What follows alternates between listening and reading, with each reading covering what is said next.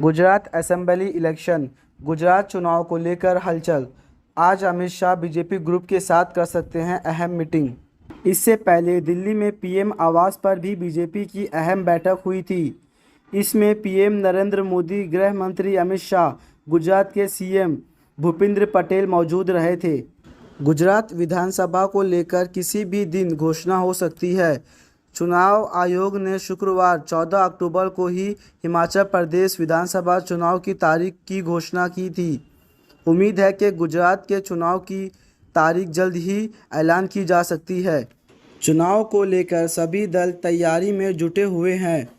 इसी कड़ी में केंद्रीय गृह मंत्री अमित शाह शनिवार 15 अक्टूबर शाम को अहमदाबाद और गांधीनगर में गुजरात बीजेपी कॉल ग्रुप के साथ बैठक कर सकते हैं।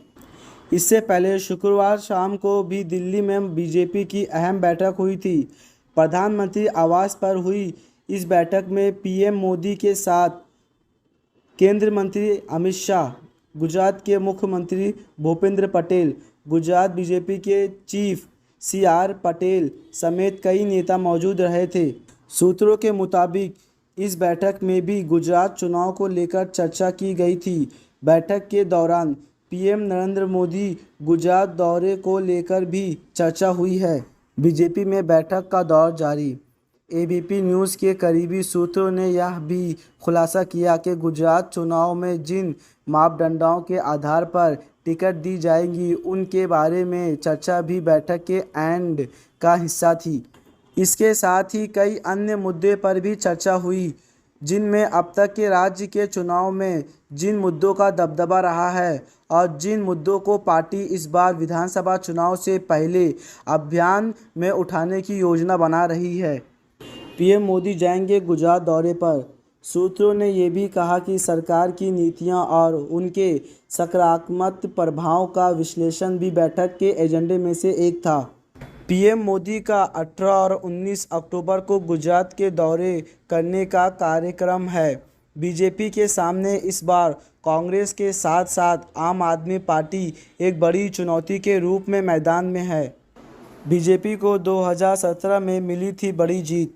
बता दें कि 2017 के गुजरात विधानसभा चुनाव में बीजेपी ने 182 सीट में से 99 सीट जीतकर बहुमत हासिल किया था। बीजेपी को कांग्रेस से बड़ी टक्कर मिली थी, जिसने 78 सीट पर परचम लहराया था। 2 सीट भारतीय ट्राइबल पार्टी को मिली थी। शरद पवार की राष्ट्रवादी कांग्रेस पार्टी केवल 1 सीट जीत पाई थी, जबकि 2 सीट निर्दलीय उम्मीदवार ने जीत हासिल की थी। दोस्तों, इस पूरी रिपोर्ट पे आपकी क्या राय है? इस बार गुजरात इलेक्शन में कौन जीतेगा? अपनी राय ज़रूर कमेंट बॉक्स में बताएं। अगर आप हमारे चैनल पर नए हैं तो चैनल को ज़रूर सब्सक्राइब कर लें, ताकि इसी तरह की आने वाली हर खबर आप तक आसानी से पहुंच सके।